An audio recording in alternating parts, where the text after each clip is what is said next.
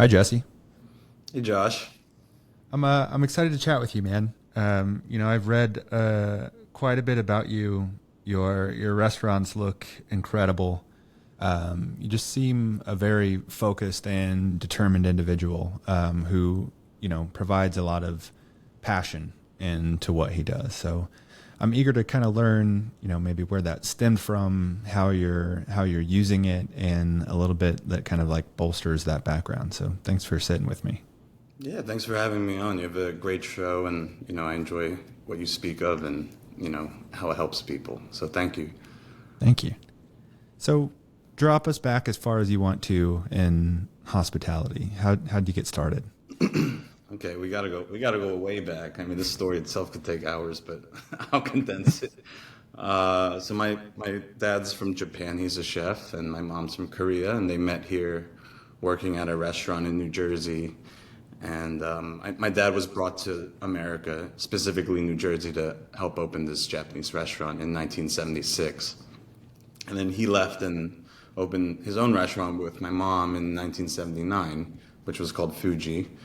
And I was just born into this business. I started working there when I was 14, and I'm 36 now. I started as a dishwasher. I worked my way up all the ranks from making tempura, working on the line, making sushi, doing omakase for guests as they walked in. We also used to do kaiseki.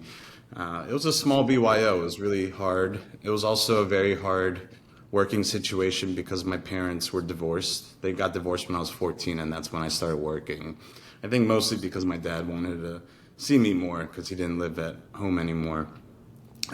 So the environment was could be rough at times, to say the least, because my mom was the essentially host manager. She did all the finances, bookings, paid the bills, and my dad was the chef. But being divorced, I was kind of the mediator from day one.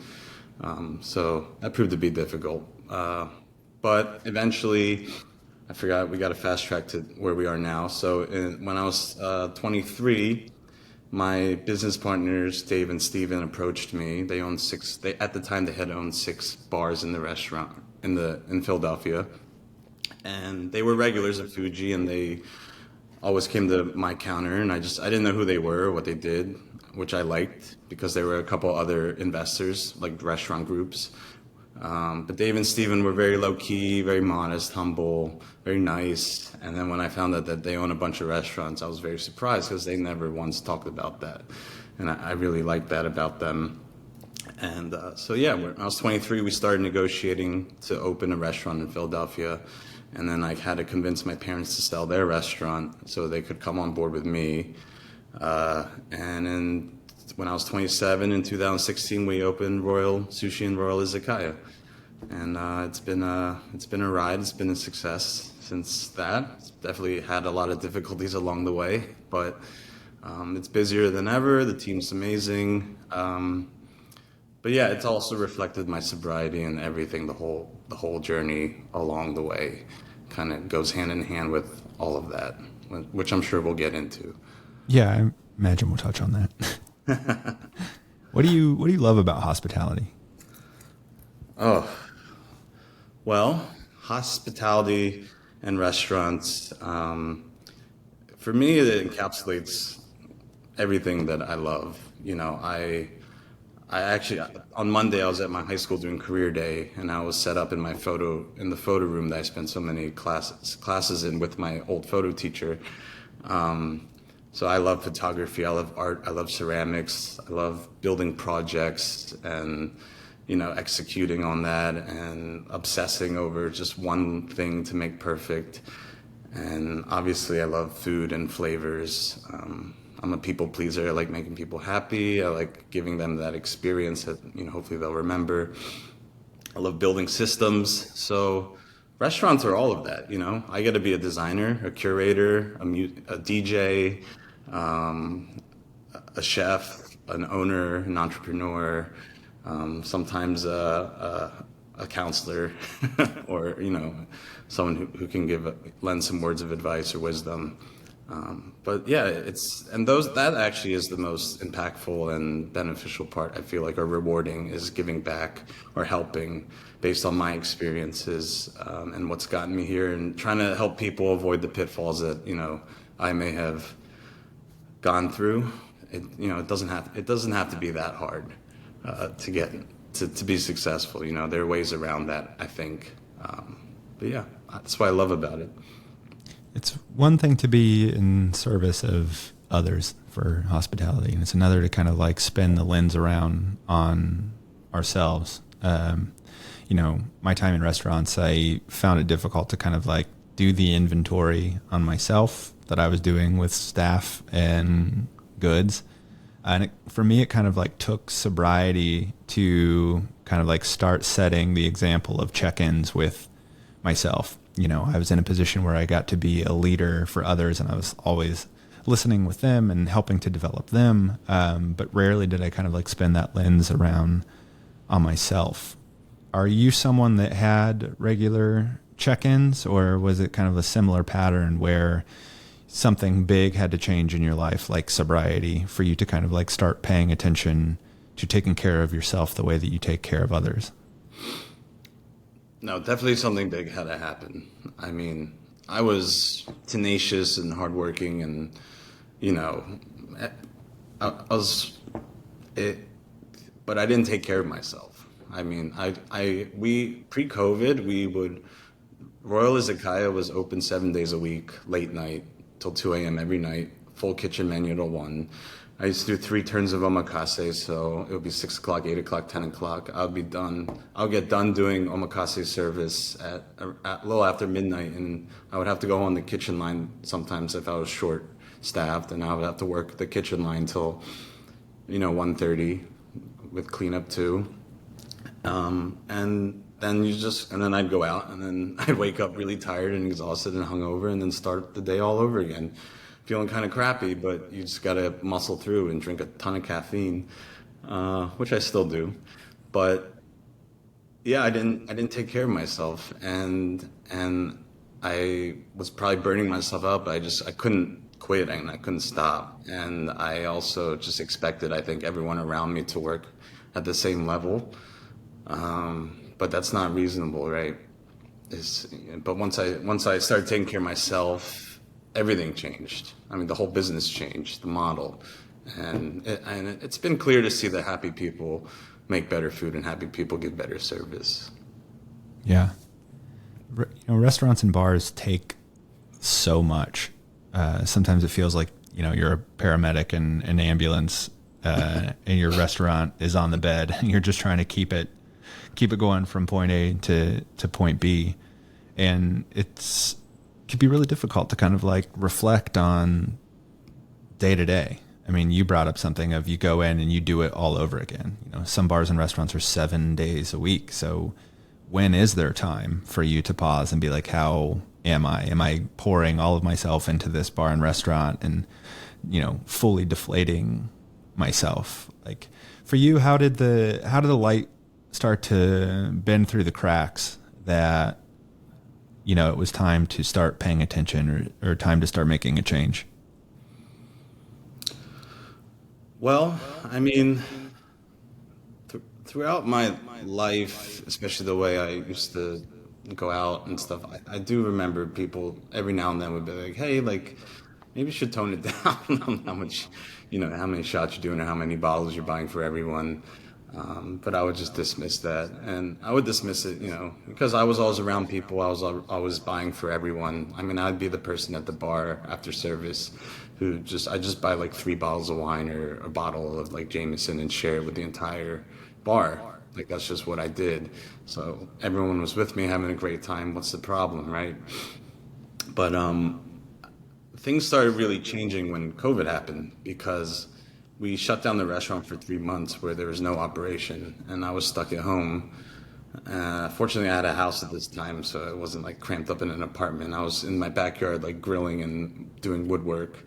But I was also my habits became more clear because there was nobody around to drink with, there was no one to party with, and I was still just going at it. I was still smoking and drinking, and And it changed to where I would just wake up and start doing it because there's nothing to do. And that's when I started realizing this is probably not good because, yeah, this is not okay. Because I lost all my structure. Before I could say, look at me, look how successful I am, look how busy I am, look at what I'm accomplishing, executing. What's the problem, right? And I would always say that, but it's very different when that's all stripped away from you and you're still doing these habits that clearly are not healthy. Yeah, definitely. How did your life start to change? How did you, was it kind of like a slow drive into, I'm going to try toning it back a little bit, or did you kind of like see it as something that needed eliminated fully?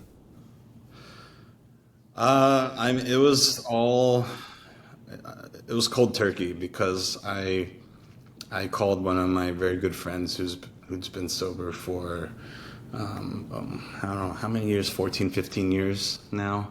And he was always open about his sobriety. And he was a mentor of mine. He's someone I looked up to. And I called him for advice, or at least to tell him myself, right? About, hey, like this is happening. What should I do? And he annoyingly just was like, all right, well, stop everything, and I'm gonna put you in touch with this therapist who I know, and you need to go like to a virtual AA meeting. So at the time it was all virtual. This is 2020. And I really hated that advice or that prompt because I was like, shit. I thought I would just like not drink hard liquor and I would have one beer a day. In my head, in my mind, I was regulating all these ways of like, all right, I'll just have a beer a day and that's it, and that's okay, or like one glass of wine and that's it, and I'll regulate. But when I called him, he was like, no, you have to do this. And honestly, if it were anyone else, I would have not listened. But because it was this person that I respect and I love, and I know cares about me too, I listened. And yeah, that was day one. That was December 1st, 2020. I How remember did it that. feel to follow through? I mean, it was, dude, it was terrible. I mean, that time I was so isolated. I couldn't I couldn't see anyone. I couldn't do anything. I mean, I was just so isolated, and at that time we were operating just takeout only. But I didn't want to, I'm not going to talk about it with anyone. And we had to, and the environment of working was also just so stressful because things were changing every day, and you just didn't know what was going to happen. My father, who's in his late 60s at the time, was working in the restaurant amongst everyone, and I was so concerned about that. And I mean, it was just so stressful. Everything was so unsure. I couldn't pay my mortgage. I was making the money. How do we bring back more staff? I am like working all alone. And then I have to go home and I'm like all alone and I can't do anything, right? I can't talk. I can't really talk to anyone about it. I can't see my friends because one, COVID, two, they're probably partying.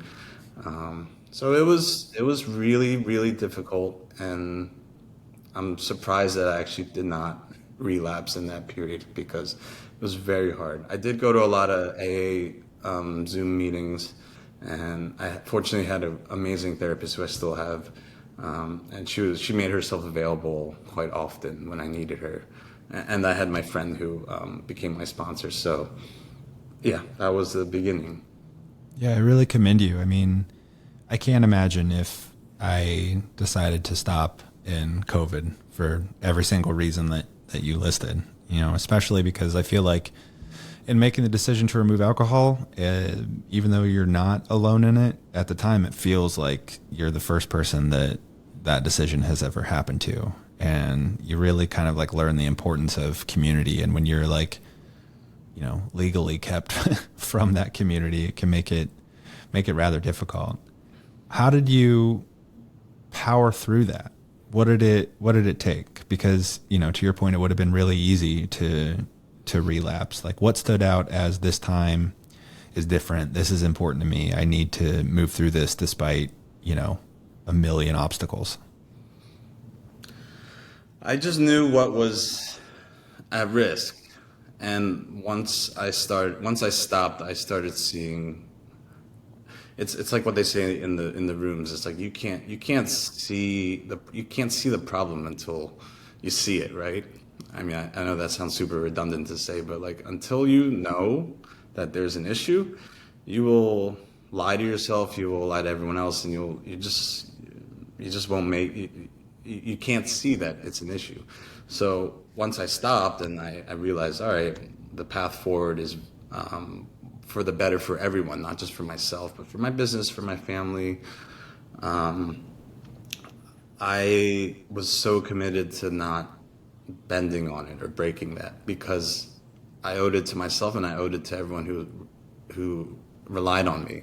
You know, my parents sold their restaurant to come on board with me, and this financial situation also sucked because I couldn't help, you know, them, and I just couldn't fail because failing this would mean failing everything, and I knew in my mind that if I relapse it would be, I don't know, 200 times worse, right? So that in itself is what just kept me going, and I just like kept every day just reminding myself of that. Yeah, that was the I main thing. I read an article with you where you stated that you were relatively quiet about your sobriety for like the first year. Yeah, Why was that?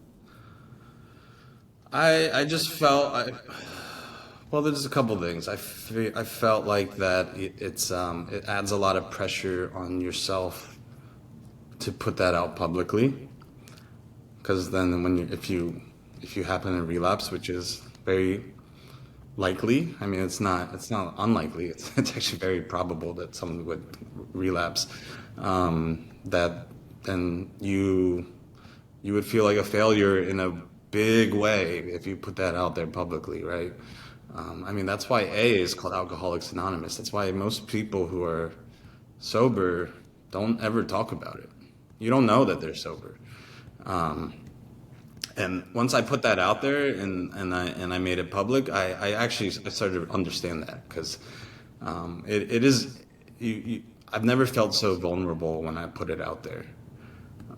But part of me put it out there because I wanted to hold myself accountable after a year. And I was like, all right, it's been a year. Oops, sorry. I'm gonna hold myself accountable. Let me just sorry, I didn't put do not disturb. I wanted to hold myself accountable, so that's why I put it out there after a year. And also, I wanted to put it out there to maybe help people. You know, if someone like me, who's seemingly so successful, had an issue like that and overcame it, I wanted to put it out there and be like, look at, I had this problem. A lot of people have this problem, and look at how much you can improve your life thereafter. Life doesn't have to be that difficult. So it was those two reasons I put it out there, but it was mainly I didn't do it in the beginning just because I didn't want to, I just thought it'd be too much pressure. Yeah, I can relate. I mean, I wasn't very vocal in early sobriety either. You know, there's a lot of difficulty in coming up with your own vocabulary. You know, I feel like when people would ask me why I wasn't drinking, like I didn't really have a great answer. I mean, in short, it was like because it doesn't feel good anymore. It's like I don't want the 2-day anxiety hangover. I can see where this path is leading, but you know, usually it's just kind of like quick conversation. You're like, I don't really want to get into it because it's something that I'm discovering myself. And it really kind of like took some of the benefits of sobriety. I started feeling like a new version of myself, which allowed me to kind of like be a little more vocal about it. Did you mentioned earlier that like, you know, you weren't really talking about it in the restaurant. Did that change after the year? I mean, I don't, everyone knew because it was on my like Instagram. Not that I put on my story every day, like a day count, but I celebrate my anniversary on my Instagram every year. And I say the same thing. I just say that, you know, life doesn't have to be this way. If, you know, if you have a bad relationship with alcohol or drugs, you know, you should reach out for help. And it's not judgment. I always preface with that. But beyond that, I don't talk about it. I don't talk about it unless someone really asks me, but also in a professional setting, like unless they have an issue, I'm not just there to talk about, like it's a very vulnerable, deep conversation. So if someone has an issue, then I'll talk about it with them. But otherwise, I don't just, it's not like conversation that I usually have. This is the first time I talked about it in a long time outside of the rooms. You know, I go to the rooms when I can, but I try not to make it part of my persona because, you know, part of also not talking about it for a year is there is a stigma to it. And when I went public about it, I felt it because the way some people came up to me, like, because I don't know, when I walk in the streets or I'm at my restaurant with customers, people say things to me, right? They recognize me, and I had people come up to me and they'd be like, "Oh, I'm so sorry." I mean, I just like got pity, and I didn't want pity, and I just felt like ashamed in a lot of ways. So there was that, and there's stigma, but I always reminded myself, you know, this is me, and I'm proud that I put it out there to hopefully, you know, be a beacon for others to step up and make the changes in their life if they need to. They don't have to be public about it. I talk often in the rooms about maybe don't be public about it because there's a lot of stigma, and yeah, like what do you say to people when they say, "Why'd you stop drinking?" Like customers ask me that, and especially once I went public, and I just say it's for the better. It's for the better for me. That's all I say. But you know, obviously, there's way more than that. Yeah, definitely. I can relate with that. What did you start to see in yourself when you removed alcohol? It can be in that first year, or even now. Like, what changes did you see in yourself? Yeah, well, the first year and the first few months, I got the pink cloud, which is the thing. The pink cloud is where, like the sun shines through, and you see the light, and your mind is just working at a different capacity. That's how I describe it. It's like watching, you know, that Bradley Cooper movie where he takes that drug that Oh everyone. yeah, limitless. Yeah, it felt like that, except the opposite of getting off drugs, right? But honestly, my brain and the way I was thinking, I felt like I was operating at a level that I hadn't felt like since high school or like pre-high school. I just couldn't even remember thinking like that for so long. Everything was so crisp, so clear. The bigger picture was just so it was visible, and the way there, the path to it just became so apparent, right? So and it happened at the perfect time because this is 2020 December and January and then February of 2021 and things, and this is around the time when we had the opportunity to rebuild the entire restaurant, right? Everything. So with this like new pink cloud mindset and just like operating at a different level finally, we rebuilt all the systems and operations for the restaurant because I had the realization of, you know what, it doesn't have to be the way it was. That was the biggest realization. It doesn't have to be omakase late night. It doesn't have to be open every day. It doesn't have to be open, till 2 a.m. and this and that. And I said, it just doesn't have to be that way. That's one of the time I put an ad out for a chef because up until that point, I was the chef for omakase and izakaya. I did all the hiring and all the ordering for food, which are essentially two different restaurant operations. And part of this whole realization was like, I don't have to do that. It doesn't have to be this way. I can find a very talented individual to work with them, and then I can have more time to focus on the things that I need to focus on instead of spreading myself so thin, right? So that's when I found my chef Justin, who now he's going to be a partner owner chef at Dance Robot, the new restaurant we're opening. And that's just one like amazing thing that's like grown out of this sobriety. I wouldn't have had that realization maybe if I didn't stop, but that was the immediate effect. I think it was that pink cloud, and the pink cloud dissipated obviously because like you just get used to that. Just becomes a norm, right? The way you're feeling, you're thinking. But the other differences I think were not necessarily from stopping to drink, whatever drinking or drugs were doing to me. It was more so therapy and then pulling the band-aid off or pulling the numbing agent out, right? Because all of a sudden emotions and anxiety became very apparent and there was no way around them. And I think that was the hardest and most beneficial part of the transformation is how do you address these emotions? How do you be human? I mean, humans, everyone, regardless of if you have a drug problem or not, everyone has a challenge facing their emotions, right?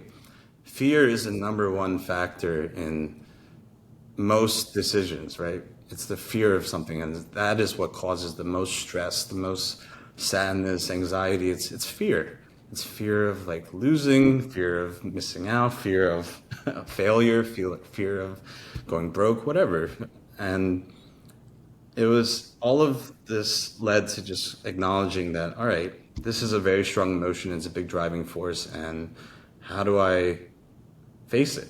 And it's taken years to actually get to the point where it took years to get to the point where I could address these emotions, and it's proven to be a huge tool in being an owner, an employer, and a friend or a partner in a relationship or a son to my parents.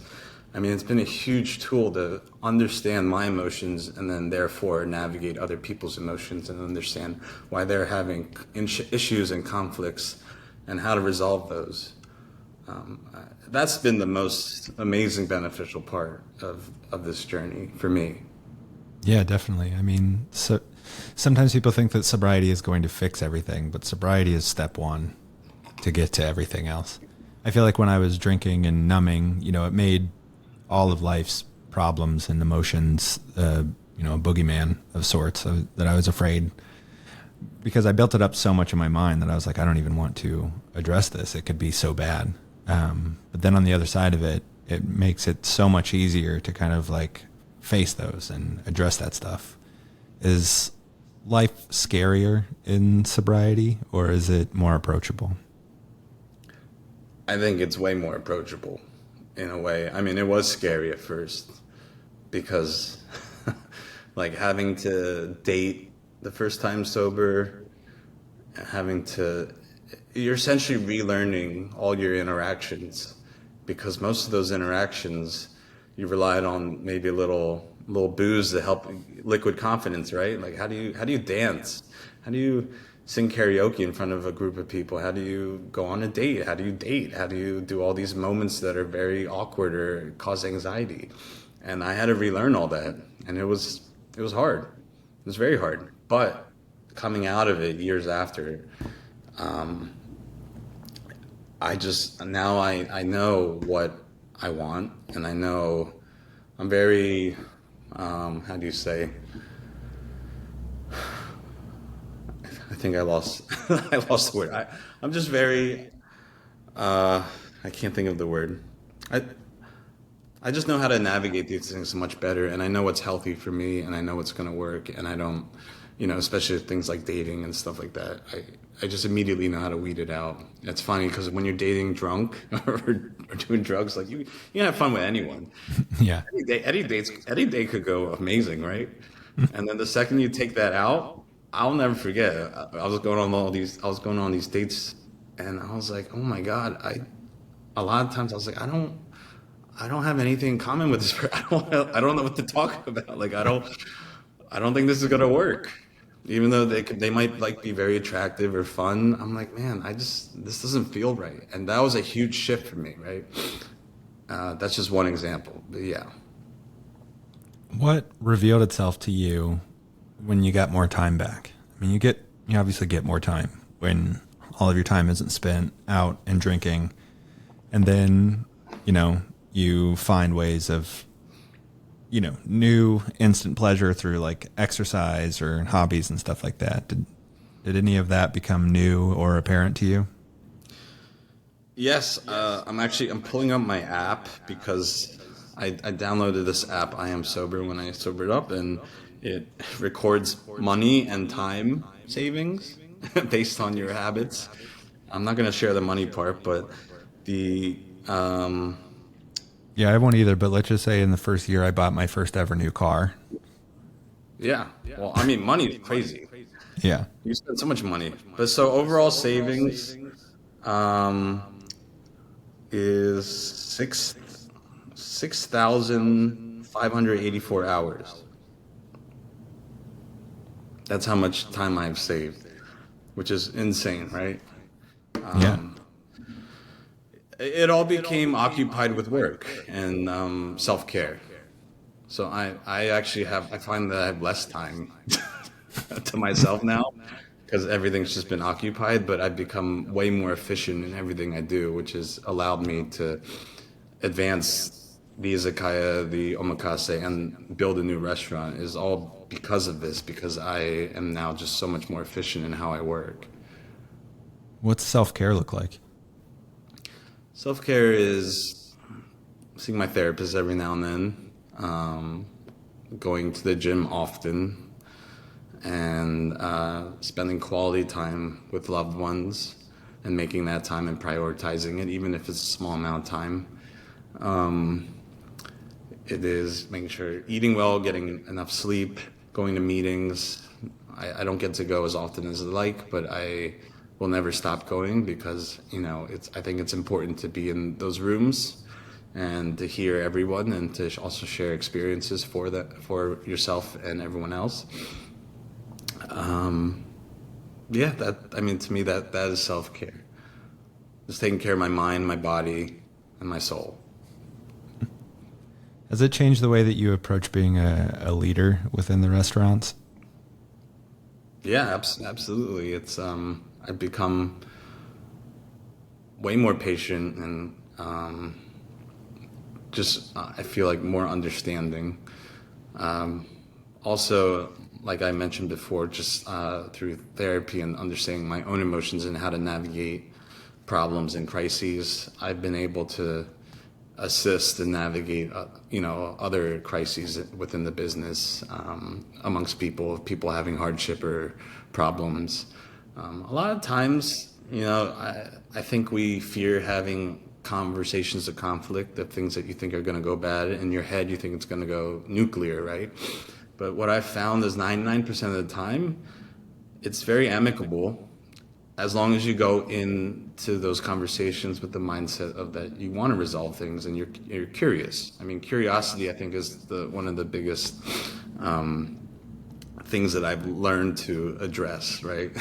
Just be curious about everything, which makes sense because even before I became sober, I was always obsessed with the question why, right? Why was always the most important question to me. Why do I do this? Why is the food this way? Why, right?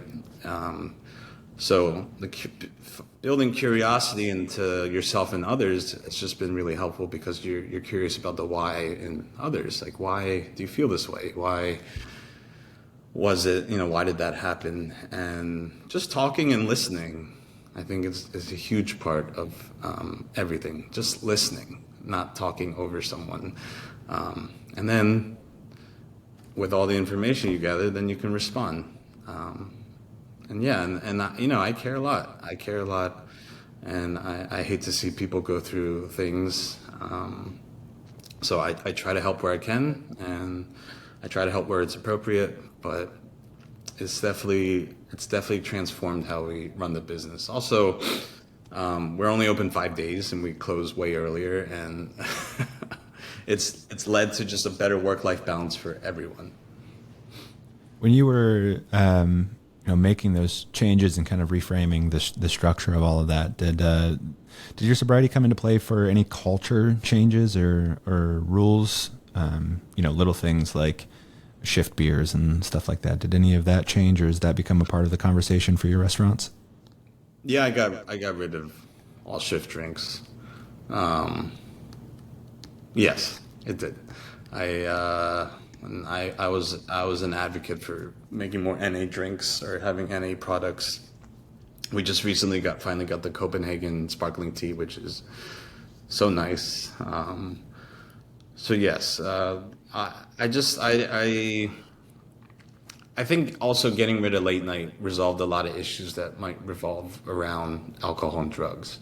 Just because in late night times, people are stressed, people are tired, and there's usually a lack of oversight or management. So a lot of issues just kind of naturally, organically occur. So removing that in itself, I think resolve most of the issues that might revolve around drugs and alcohol. But we don't have shift drinks, and yeah, everyone knows how I am. I'm very sensitive about all that stuff. I wouldn't do anything to promote like drunk or getting drunk. Do you think that attracts different candidates to your restaurants? Well, I was going to say our staff parties have also now historically been not really involving alcohol, whereas prior they all revolved around like getting drunk, right? Does it attract different candidates? I think culturally, just the way the restaurant has become, it just attracts really great people, and we can be more, we can really take the time to find the right person, because it's a great environment and restaurant to work at. And I think once people are there, generally they don't want to leave. I mean, a lot of our staff have been there for years and years at this point, right? And even on the busiest, craziest night, it's calm, like from the back of the house, or what's happening in the back of the house, or with the servers. There's not really any stress. We're just used to it, and we built the systems and operations to handle that. Whereas, pre-COVID, it was stressful. It was stressful. I think a lot of restaurants, you're used to it being kind of crazy, right? And when the tickets are flowing and the people are waiting and the room's full, like there's a lot of stress and some people act out. But at our restaurant, it's very chill. Even though we flat seat the whole restaurant right when we open, there's a line of people waiting. Oh, and wow. it's just used to, it's just another day, and it's really great. And I like that. Talk to me about those staff parties. Which staff parties? If they're not involving alcohol, how does the staff enjoy time together? There is alcohol. It's not at a bar, or it's not somewhere, and we're not like buying bottles, and there's alcohol there. But I do make a point that I'm pretty sure I tell the managers to just make everyone aware that this is a professional gathering, and it's frowned upon to get wasted, because it's still a professional gathering. So I think I have told everyone that, or I make a notice through the managers of that, just for everyone to be aware. If people want to go out after and have a great time, that's on their time, but not at our staff parties. It also, I feel like, avoids a lot of HR issues. I mean, you being in the industry, and I'm sure you've heard or seen things from other restaurant groups or your own restaurants where at staff parties a lot of things happen, right? Yeah. And it all has to do with just getting drunk. Yeah, 100%. Yeah, just by not doing that, I feel like we avoid a lot of issues. It also brings the costs way down, because these staff parties are, if you're going out to get drunk on a staff party, that's going to be crazy expensive. I think this year we're going to the Phillies game. Oh, nice. Yeah, which is nice. Do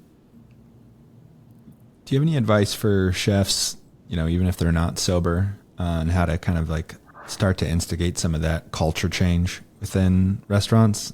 I feel like some of them still kind of operate in that old school mentality of, earn your beer kind of thing for the end of the night. Beyond shift drink, is there anything else that you could do from a leadership standpoint to kind of like start swapping out that culture? Not. What do you mean by replacing the shift? You mean like an incentive?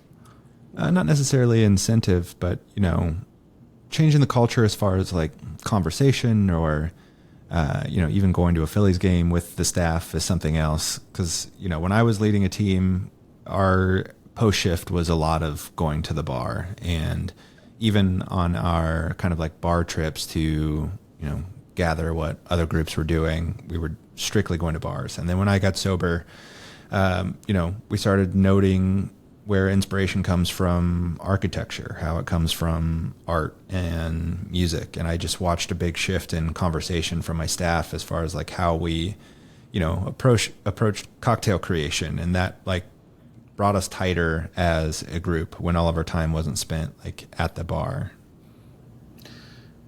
Yeah, you know what?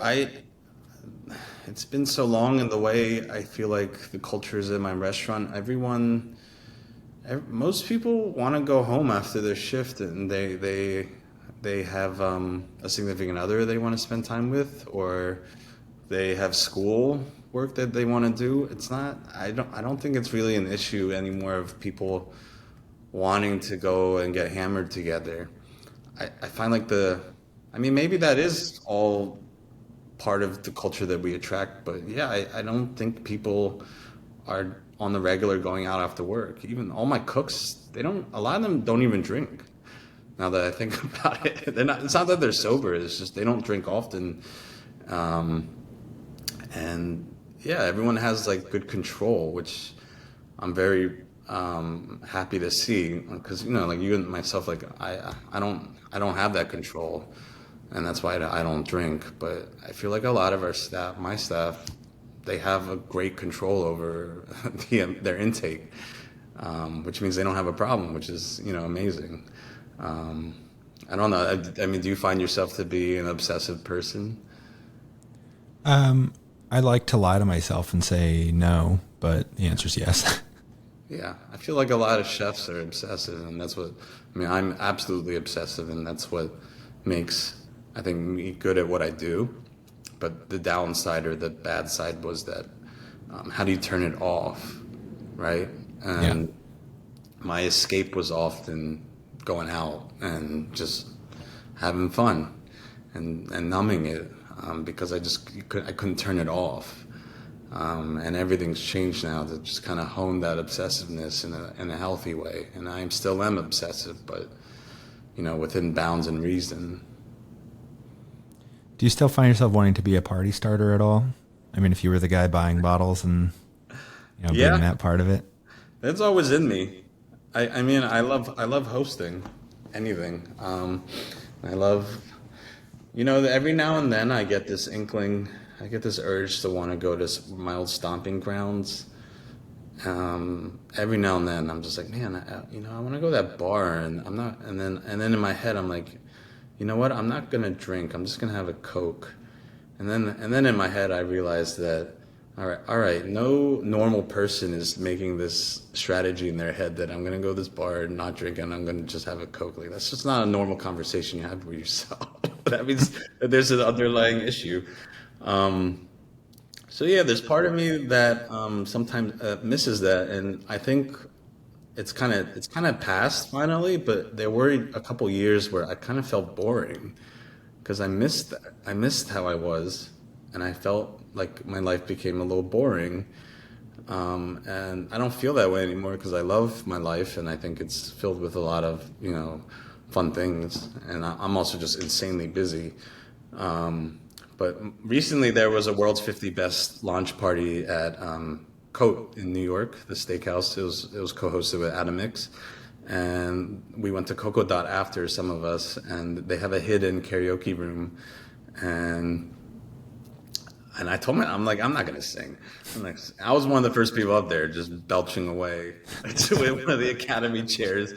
But when I sat down, I was proud of myself because I was dancing and singing. It's a stage in this room, surrounded by my peers and like judges, and I'm like, man, it's taken years to get to this point where I feel comfortable to sing and like dance in front of a crowd without any alcohol, and I felt really proud, of myself because that. If you 2 years ago, 3 years ago, 4 years ago, I never would have thought I would be able to do that. I thought the fun times were over. Thought I would never dance at a wedding again. I thought I would never like do anything like that again. I was like, how do you do that? But I did. I do it now on the often, and I do have to say, like, it's so nice to be able to be mindful and present, always in the moment at all these things, and to build real human connection. It's so nice to do that instead of not remember anything from the night before, or what you said or what you did.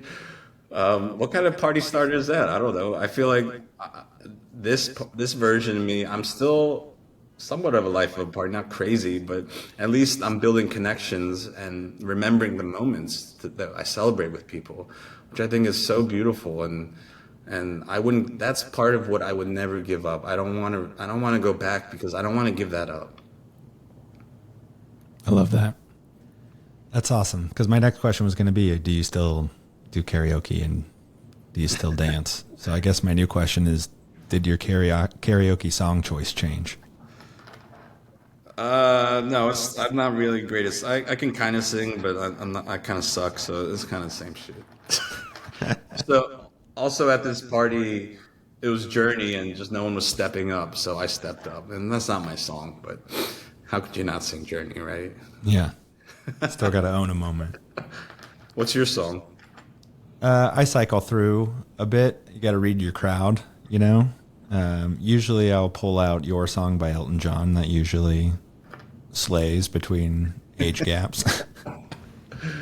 Yeah, it's all a performance. That's Yeah. what people want. You can suck, but you got to put it in the work. Yeah, I really thought that stuff would disappear as well. But what I came to realize, like, after a few years is, like, it's all still there. Just my rev up time isn't as quickly as it used to be. It used to take me 1.5 ounces, and now maybe just a little bit longer. Yeah. Yeah, I'm sorry. I maybe should have looked up this before, but how long have you been sober? It'll be 8 years in October. Wow. That's, Yeah. congrats on your time. Thank you. Yeah, that's huge. Yeah, it's so great to hear you say, I don't want to give that up. And to hear you say, I don't want to go back. Because that's what I think about as well. You know, I think about, like, I know what yesterday feels like. You know, I don't ever want to experience a hangover again. Yeah. I don't want to experience the anxiety and the guilt of the next day of things I did or didn't do or said or didn't say. But those little micro moments of, you know, jumping into a Journey song or just feeling the kind of like beautiful nature of those that are around you and knowing that you get to carry that moment with you into the next day. It's really that like next day that I find so promising. It's these like new experiences. I don't have to look back and relive, you know, the same things that I've already gone through. Tomorrow's so exciting. I 100% agree.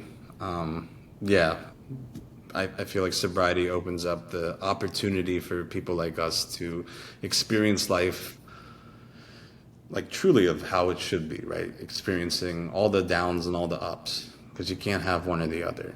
You know, you can't have, well, you have to have both. They don't come without the other.